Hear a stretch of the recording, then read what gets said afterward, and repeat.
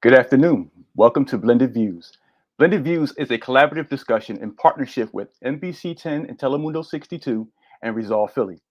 Blended Views is a conversation that brings perspectives of Philadelphians from a diverse community that highlights issues and solutions for a better Philly now and in the future.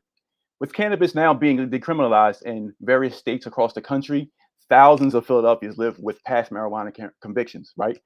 These convictions disproportionately target low income Black and Brown communities. Those criminal records have been shown to lead to the worst outcomes in housing, health, education, and employment opportunities.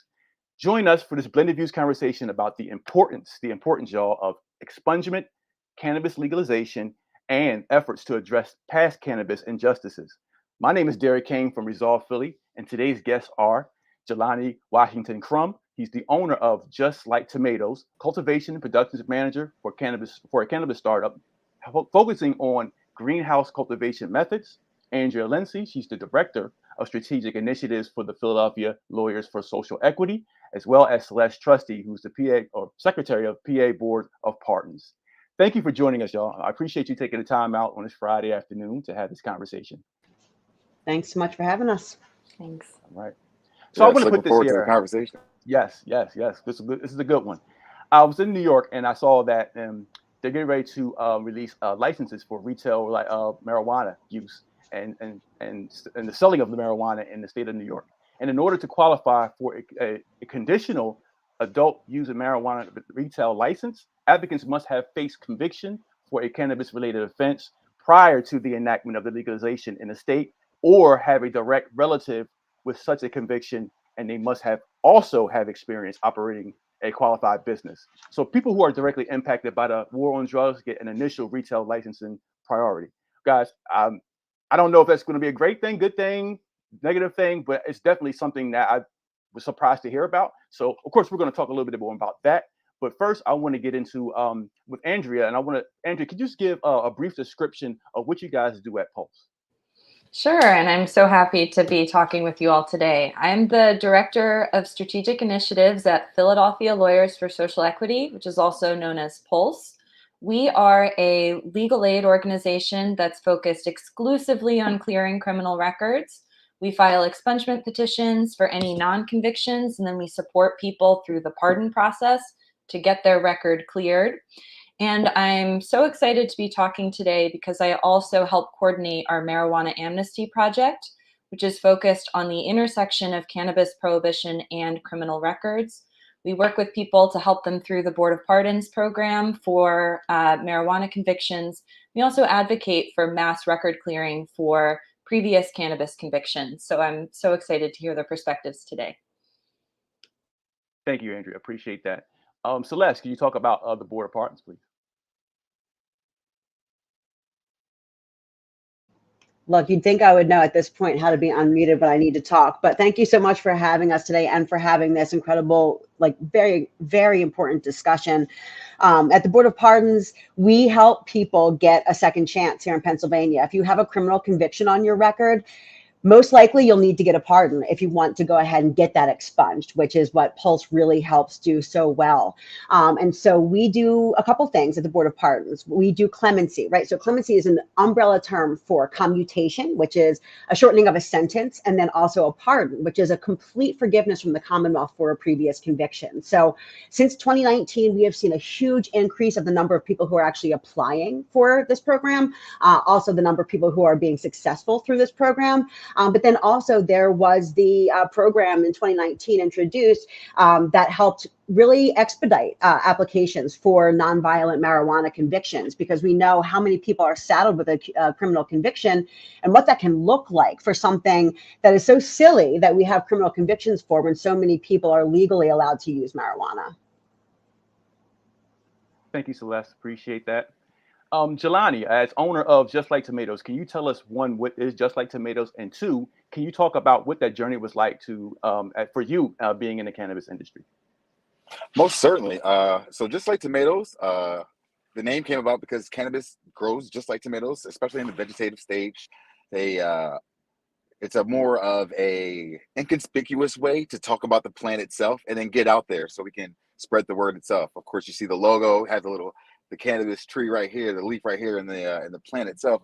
But the journey started. My journey started as a patient. I played college football, tore my knee up for a second time, decided to hang my cleats up, and was looking for an alternative form of medicine and pain relief. And the opioids and the pain pills that I was being prescribed had me in a daze. I didn't necessarily like where I was going. I couldn't function how I wanted to. And coming off, going into my senior year, I was a little bit, had a little bit of anxiety.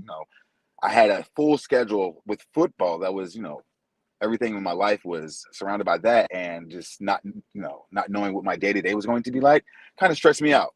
Finding cannabis helped relieve that, alleviate any, small worries that I had. Of course, it doesn't wipe everything out, but, that in moderation helped me, experience a lot of things that was great for me. So going down that rabbit hole of, wow, this affects me this way. How is the plant growing itself?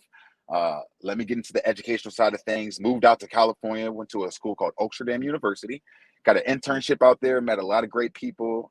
That led me into the retail space, the cultivation space, processing, a lot of different facets in the cannabis industry itself.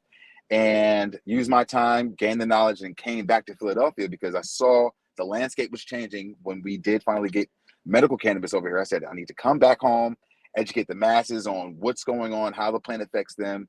And we started there, yeah. And Jelani, also too, you were impacted by the criminal justice system, right? Could you talk about that experience, and did you let that, or what? I mean, I'm assuming you didn't let that discourage you, but was that something that was something in your mind that's more of like maybe a challenge in order to get into the space as being impacted by the criminal justice system?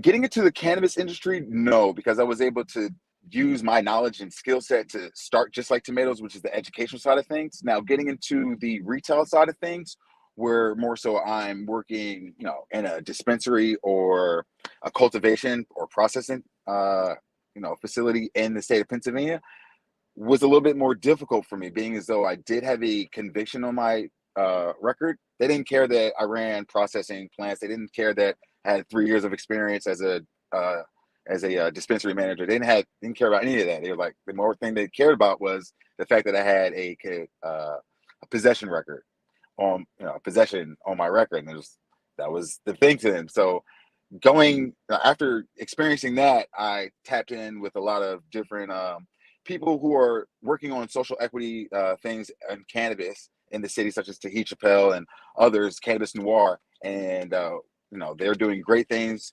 putting me on, getting me privy to the amnesty, not the amnesty, but the Board of Pardons and the Clemency Project and everything like that. And that has eased some of the pain, and still not there yet. Still haven't gotten hired, but we're looking. That's why I'm with the startup in New Jersey and everything like that right now. But still high hopes, still educating the masses on what's going on, and educating them, hey, you can, still navigate this space if you do have this umbrella over you. Don't let that discourage you from starting your small business and then having that grow into something else. Andrea, I'm going to ask you this question, and then Celeste, can you follow up too? We want to talk about the process for folks that don't know the process of, if they come to the Philadelphia Lawyers for Social Equity and they want to go down and try to get their record expunged, and like what's that process look like? And Celeste, can you talk about that as well on the Board of Pardons side? We can start with you, Andrea. Absolutely. As Celeste mentioned, for any convictions that you have on your record, except for a couple of exceptions, one of them being that you've been dead for 3 years, the only way that you can get a conviction off your record is by going through the clemency process. So that process is a pretty simple application, thanks to some awesome reforms at the Board of Pardons. They've simplified it. They've made it totally free to apply. And it basically asks you for details about the conviction and then a personal statement. And you can use that to really tell your story.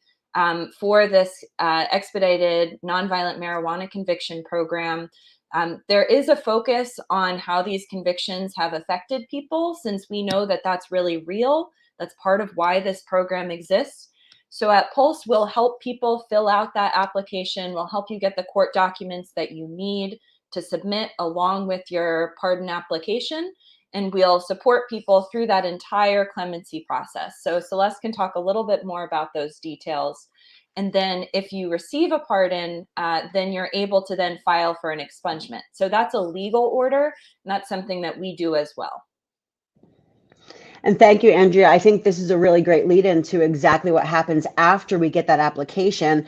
Unfortunately, it does take quite a while right now for the clemency process. We're doing everything we can to try to address that and streamline things so that it doesn't take quite as long.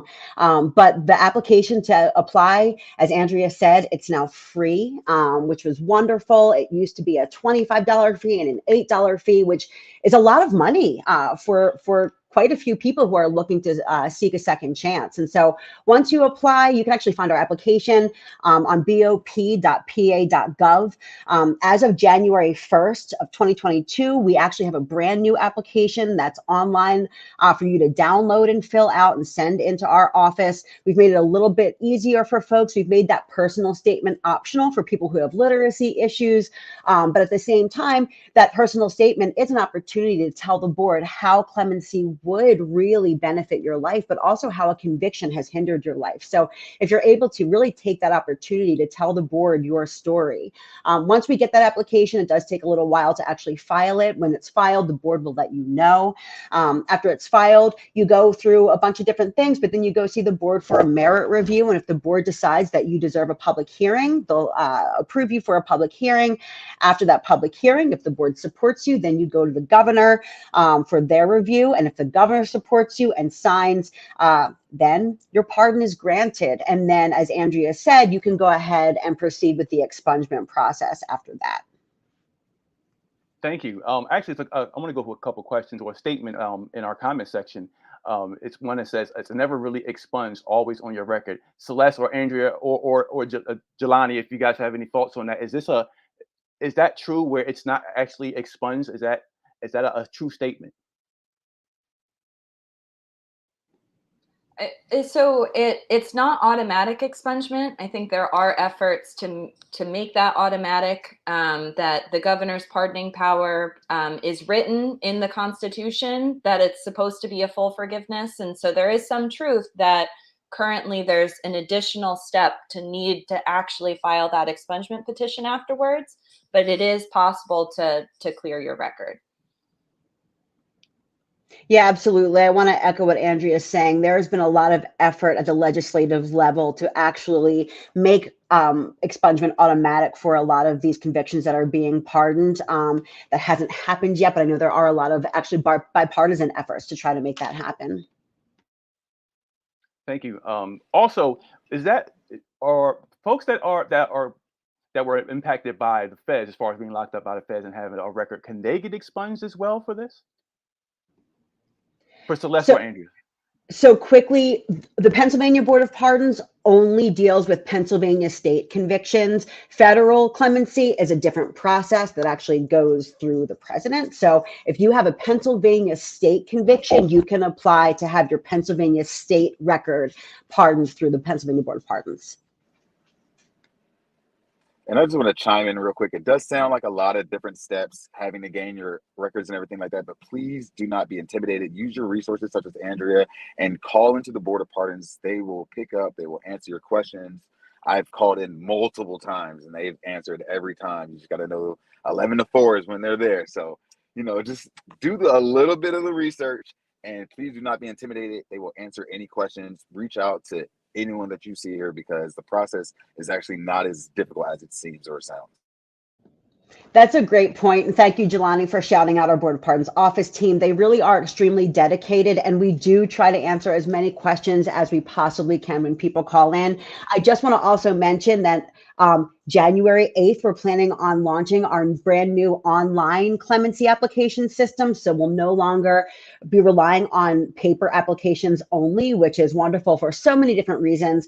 But a large, wonderful thing about that project is that instead of having to call the Board of Pardons office to ask where your application is or to have us add support letters or different accomplishments, you're going to be able to do that yourself. So it really gives a lot of agency to the people who are applying for that second chance, not to have to call us to, find out where things are. You're going to be able to do all of that yourself. Thank you. See, and this is a resource. This is important conversation for folks to really explore their options when it comes to getting a record expunged or just wanting to be a part of the legalization once it comes to the state of Pennsylvania. To be a part of that, if you were impacted by um, the justice system, here's everybody on this call that you can reach out to and talk to and ask questions. And please, like to Jelani's point, don't be discouraged. It's definitely something that it's going to take it's going to take some I wouldn't say a process. It's going to be a small process, but it's not a hurdle where you're not going to be able to get it at all. So please make sure you go out, make sure you ask as many questions and do some due diligence and get that done. So I want to talk about the fact that in addition to the PA board, how do you know of, and this is for you, Celeste, do you know of if they're going to legalize or you hear any legislation to legalize it on a federal side in order for these retail marijuana businesses to get funding and use You know, banks? Yeah, that's a great question. And I think that's definitely a federal policy issue. We deal, of course, with the Pennsylvania state aspect of things. There has been a lot of really great advocacy in the Pennsylvania legislature, again, bipartisan advocacy to try to move toward legalization and decriminalization here in Pennsylvania, which would really again, unburden so many people who are saddled with a criminal record, who, as Jelani mentioned, these are really things that can hinder you from being able to get a job, from being able to get stable housing, to be able to benefit from, certain social programs. We've heard from people who are unable to actually go and chaperone their kids to the zoo with their school because they have a possession charge.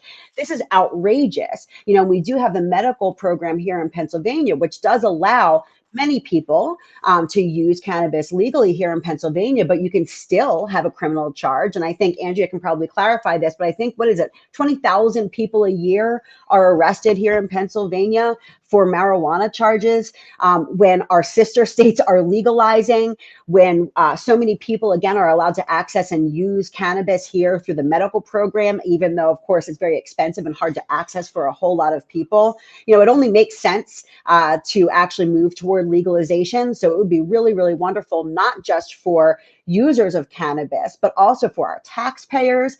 How many resources are we spending every year investing in making sure that people who use cannabis are criminalized for that, right? We could really be using our resources elsewhere. Again, looking at our sister states, looking at states across the country and using them as an example that legalization, again, is common sense and we really should be there. I'm so glad you brought up just the scale of the issue. At Pulse, we actually requested from the Administrative Office of Pennsylvania Courts, how many new filings are there for cannabis charges in Pennsylvania? And in their 10-year snapshot, they said that there were 270,000. So that's an important number too. When we think about this issue in Philadelphia as one of the epicenters of the war on drugs, that it's been decriminalized here in Philadelphia. But if you just cross the border to Delaware County, it's a totally different situation. So I think that that's also part of why we need to have a statewide solution here. It needs to be consistent. We need to do something to actually address these past convictions and charges as well. We need to do that at scale. Thank you for that. And that kind of alludes to my next question. So what is the solution for social equity when we talk about all these, so many folks that's been impacted? How do we come up with a plan or a solution to make sure there's social equity within the legalization of cannabis? I believe one thing that can start is freeing the plant itself. A lot of times, medical patients aren't even allowed to grow their own medicine, and when they are, they're limited to a plant count. I believe that a lot of that is surrounded or started from ignorance, meaning lack of knowledge. Even like if you start with one seed, you can grow a mother plant, collect clones, and each clone that you have, when it's rooted, that's considered a whole new plant.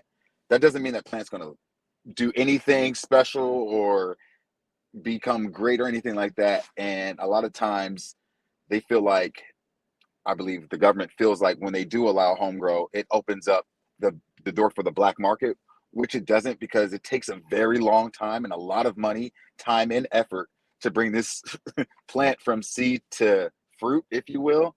I can attest to that, and anything can go wrong with it. So it's more so, again, I believe that's one of the first steps, allowing patients, even patients, to grow their own medicine and not limiting them into a plant count. Maybe a space count, like, hey, you can't grow more than 100 square feet. You got to limit that. But having a limit on plants is ridiculous, because that just opens up the door for more, oh, well, I think they're growing 10 plants in there. Let me knock their door down, spend resources on money, have guns ablaze, arrest them, big show, trial, court, lawyers, money for what? When, you know what I'm saying? So that's part of it right there.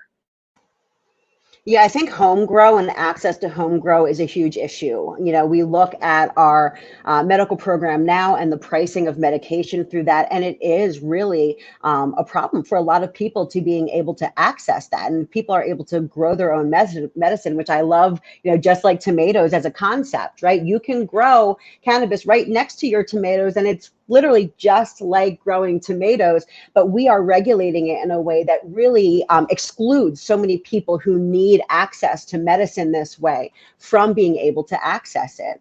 And I think, we need to make sure that whatever we do, we look at making sure that the people who can benefit the most and the people who can actually have the first benefits of these programs are the people in the communities that have been most directly and intentionally harmed in our history by using marijuana.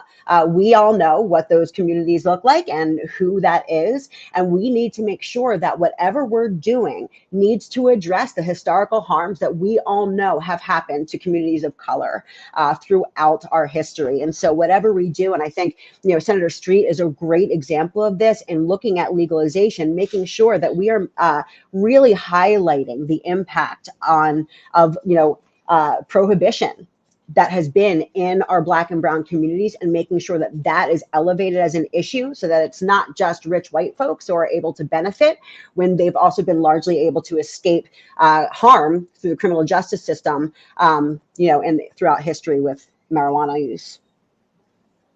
Most certainly. Tapping into the access, I just want to take the point that access, again, is hard for a lot of Pennsylvanians. If you look at the initial doctor's visit, paying for the ID, and then even going to this dispensary itself, finding the time to go to the dispensary itself and getting your medicine, that looks close to about $200 initially just to get your first dose of, relief. And I'm sure I've seen programs out there to help mitigate the cost of the ID, but the ID being $50 a year from the state is ridiculous. When my state ID is only $36 and I get that every X amount of years. So you're charging me $50 every year to get medicine that I was already qualified for. You're making me see a doctor every year and understand, updates with, prescriptions and everything like that, just like any other medicine. But the fact that my ID costs $50, a lot of people are avoiding that cost and going to the black market, going shady business deals, and that leads to X, Y, and Z. So I think the state of Pennsylvania, the health department themselves, can either lower that cost or do something about that, find a grant or something. Thank you for that. Andrew, you have any thoughts or?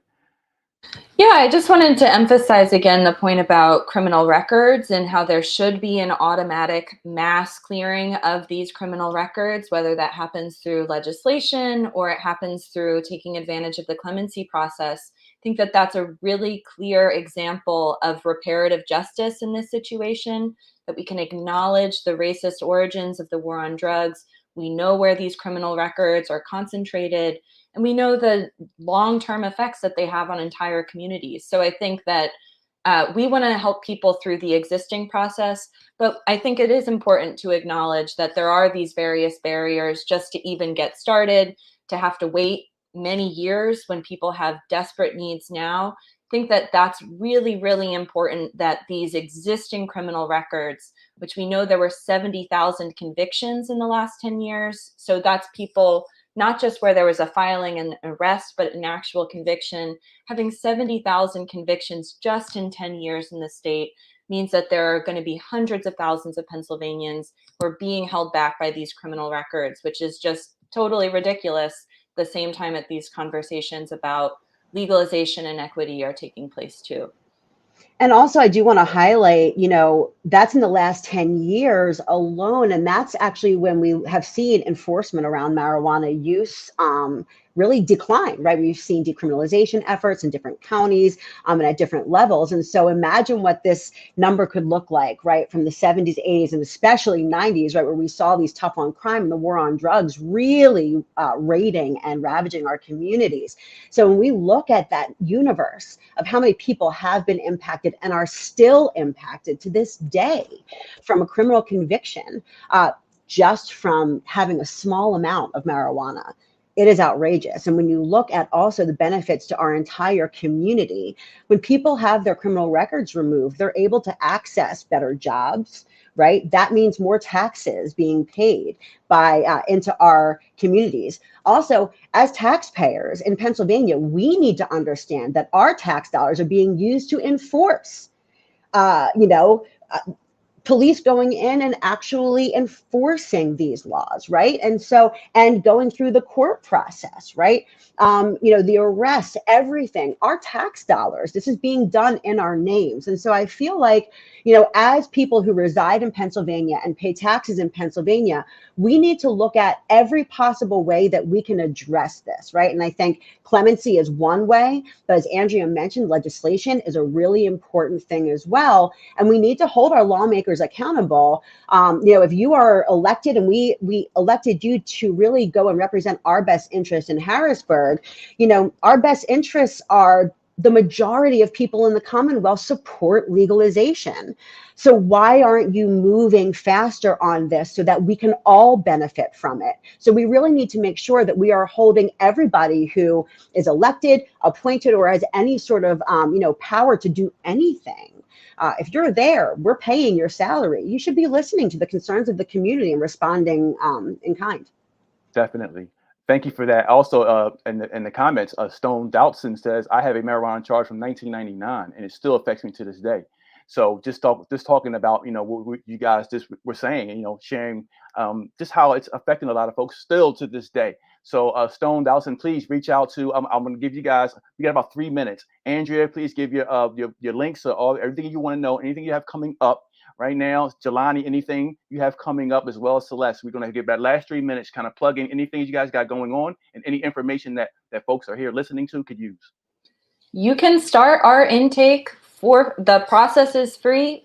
You can start it online right now from your smartphone or your computer. You can go to our website, which is plsephilly.org/intake. So it should take you 10 to 15 minutes to fill out. You can get started right now. And we have a program to help people access the Board of Pardons expedited review program quickly to try to move everything along. We have an expungement event tomorrow in Germantown, 35 Shelton Ave. Please come. It's from 12 to 2. Talk to our lawyers. There's great stuff happening. The Philadelphia Cannabis Association. So we hope to see people tomorrow as well. Excellent. Check out www.justliketomatoes. What we have going on is an educational platform over there where we not only teach you how to grow, but how the plant affects your body. And then in our in-person class, we have a defense attorney come in and teach you the laws of the land, what to do if you are arrested, convicted, how to seek help, the correct help to find, how to navigate throughout the criminal justice system. And any educational, just quick tips that you want to see on your phone, check out Just Like Tomatoes on Instagram. There's plenty of videos of the plant itself. You'll get some plant anatomy on there. You'll see tips on how to fight different funguses and bugs and stuff like that. And also you'll see different setups as well and what the plant takes to grow. We're currently working on another in-person class coming up this fall in Philadelphia, and also one later in the fall in Miami, Florida. Awesome. And if you want to learn anything about the clemency process or download our application, you can go to bop.pa.gov. And I just want to say one more thing. I want to thank Governor Wolf. He just signed his 2000th pardon while he's been in office, which is absolutely amazing. And I want to congratulate all of the people who have gotten clemency and congratulate you on your second chance. I can't wait to be able to do wonderful things and try to get some more people through clemency before the end of the administration. And that's all we have. Half hour flies by, guys. It always do when we're having great conversations. I posed a question earlier about the when I talked about the New York they rolling out their legalization process, and I said, was it a good thing or a bad thing? Well, in order to get social equity, it's a good thing. So I hope that that's what you guys talked about and came away with. See you next month. We usually do blended views conversations the last Friday of every month. Guys, thank you for joining us. See you next month. Thanks for having me, Derek. Have a good one, everybody.